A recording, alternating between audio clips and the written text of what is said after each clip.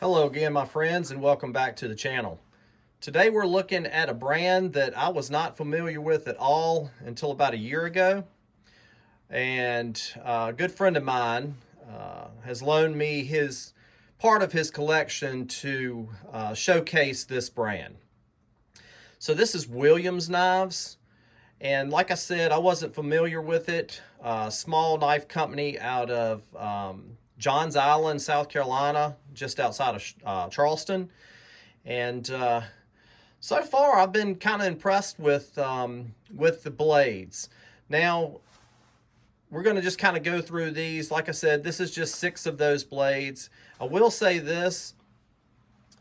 These 4 right here are out of production. The company has rebranded, so I don't have any information on steel, and I can tell that the handle material is G10, but the new blades, this is one, and this is one here. So we'll talk about them for a few minutes, and we won't do any testing or reviewing on these blades because they are someone else's property. I don't want to damage anything. So let's just jump right into it. So we'll look at the folder first. This is called the RX Flipper. This is one of the first folders that Williams made. Chris Williams is the name. Now, when my friend said he was collecting Williams knives, I thought that James Williams, who designs tactical knives for CRKT, had branched off and done his own company. But this is a separate company altogether. The owner and designer and maker of these knives name is Chris Williams. And the story went back talking about his grandfather being a knife maker when he was a kid, and it kind of just rubbed off on him. And he left the corporate world to start his own knife making business. So pretty good looking flipper, liner lock. He uses CPM 54 steel on this with a nice G10 handle. Nice little flipper right there. Also is a flipper blade. Yeah, the materials are pretty good, and it's about 3.75 inch blade with about an 8-inch total knife. So feels pretty good in the hand. It's a nice design, and so yeah, kind of like a flat or a high saber. So yeah, that's the folder. Now he does have another folder called the Glide, and I think it's a little bit longer. So that's the flipper. We'll kind of take that out of the way and take a look at a few others here. All right, so like I said, these four right here, I'm not too familiar with. I couldn't find much information on the website about them because I believe they have been discontinued. He did that rebranding that I mentioned. So I don't necessarily like to start out with a negative connotation, but let's just go ahead and talk about the sheaths. So no retention whatsoever on this little small bird knife, or neck knife rather. That is one thing that I have seen so far, just having these blades and taking a look at them for the last few days. Not better retention on this one. That one's holding it pretty good. It's not too loose. There's a little bit of rattle there, but nothing too bad. I've seen other knife makers have rattle issues in their sheath, but they are Kydex sheaths. They're nice sheaths. It's just retention issues a little bit. So yeah, we'll just kind of glance at those and how this one's not too bad. You can't shake that one loose. Not too rattly. And this one is the best out of the 4 as far as sheaths are concerned. So yeah, only real issues are with the real small one. And I mentioned to my friend that I could help him tighten that sheath up, by heating it up and sort of reforming it or whatever. So we may do that. And then the sheath on this knife is excellent. Stitching looks good, fairly thick leather. So no worries there. Really nice sheath there. So let's dive right in to the knives themselves. Okay, looking at this small knife here, 2 1/4 inch blade with about a 3-finger grip on that. perfect little, nice little neck knife when you get that sheath kind of tightened up. I wouldn't trust it now. The stock is pretty thick for it to be a bird knife, so I'm thinking this is just an all-around outdoor neck knife. Typically, bird and fish knives, the thickness of the blade is a little bit more narrow than that, but pretty sharp. It looks like he has used this knife some, so good for him, using his tools. So that's the, like I said, no names, but I did see on the new knives, the branded knives, that for the fixed blade hunting knives and fillet knives, that he does use M390. So this could be M390. There is no marking of the steel on the blade, so I'm not 100% sure about that. But yeah, nice little neck knife there. Something you wanted to kind of carry out and use as a companion blade or something like that. So yeah. Okay, so this blade here looks like, looks kind of like a bushcraft blade. 3 7/5 inches on the blade, and I think a little over. I think it's about the same length as the folder as far as cutting edge. So you're looking at about maybe a little bit more, maybe right at 4 inches on the blade there. A nice G10 handle. There again, I'm assuming it's M390, but there's no markings on the steel. But kind of a low saber grind there. This one's pretty sharp. I do like the blacked out version here. So, that's kind of neat. Stock is thinner, actually thinner than the small knife, if you can see that. Yeah, so, yeah, just kind of like an all-around. It almost, if it was a little bit smaller, and I know on their website, their newest bird knife is similar to this. It's close to the same design, but it is a little bit smaller.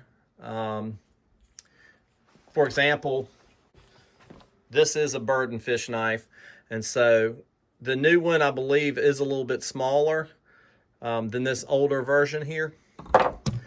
Whoa. So yeah, and it's got a good grip. I mean, I've got medium to large size hands. I can get my whole hand around there. So yeah, pretty nice little blade right there. I would probably lean toward using this, in my excursions into the forest, probably more than the other options that he has there. So yeah, let's take a look at another one. Okay, so here's another blade from Williams. I wish I did have the name on it. I tell you, I did research this brand, and it just wasn't a lot of information out there. There were actually a few negative reviews on this knife maker, and you just got to take that with a grain of salt. That just could be one or two occasions where things weren't quite right or what the customer expected. But I do like the logo on these blades. I think that has been updated and rebranded. But pretty cool. You can tell that this knife maker lives near the coast with the fish reference there. But, if I had to guess what kind of knife this is, I mean, it's probably an all-purpose blade. It has some remnants of a tactical look to it with the low finger guard there, and kind of this swedge right here. But yeah, I'm not really sure. I haven't really measured out all the dimensions, but they're pretty similar in size, all of these. Another high saber grind right there with that swedge, as I mentioned. G10 handles, I assume what's M390 steel, but like I said, I can't be sure. But yeah, not a bad knife. I typically lean towards not so much of a finger guard for bushcraft, just because you can get in there a little closer and do finer work. But still a decent blade. I mean, yeah. And prices on these blades can vary. I think the flipper that I showed you first is $100. A lot of the fixed blades are around that 150 mark. And then this guy does have legacy blades. And so, you know, he does have some with like LMAX steel and stuff like that that's a little more expensive. So, but anyway, let's move on to the next one and check it out. Now, this is 100% tactical. It could be some sort of skinning knife, fishing or game knife. This has this interesting, it's not a saw, it's kind of like a gutting type edge with the teeth there. But this is very comfortable in hand too. Now, I do like the way this knife gets, you know, fingers get right up. Even with the large finger guard there, I do like how close your hand can get to the edge. So, interesting shape design. There again, G10 handles. I believe he uses G10 on all his knives except for maybe some of his legacy blades, which has, you know, nice woods and other materials, maybe bone. And he also does a lot of kitchen cutlery, fillet knives and kitchen knives that look real nice too. And I believe all of the kitchen knives he uses LMAX steel. So that's pretty nice steel. There again, not 100% sure on the steel used on this. If it's comparable to the rebranding knives, it's M390. So if somebody out there knows for sure and is familiar with this brand, by all means, leave it in the comments.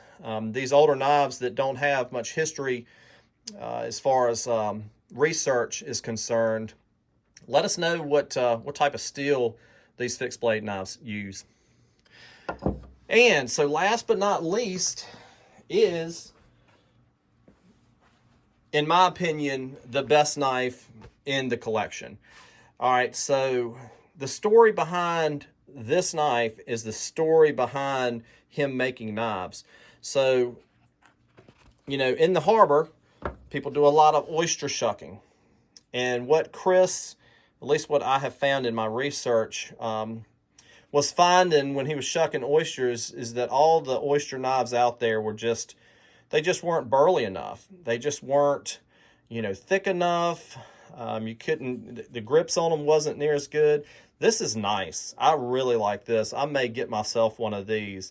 I don't eat oysters year round, but when I do like to have a nice knife to shuck it with. And typically, you know, I'll just use one of my fixed blades or a butter knife.